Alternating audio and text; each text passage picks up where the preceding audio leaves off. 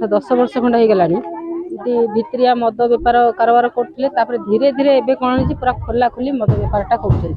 जहाँफल ये सरस्वती शिशु मंदिरटा पाखे अच्छी आम हाईस्कल ये बहुत पिला आमर पाठ पढ़ुं आम रिसेंटली जो चांदबाली घटनाटा घटला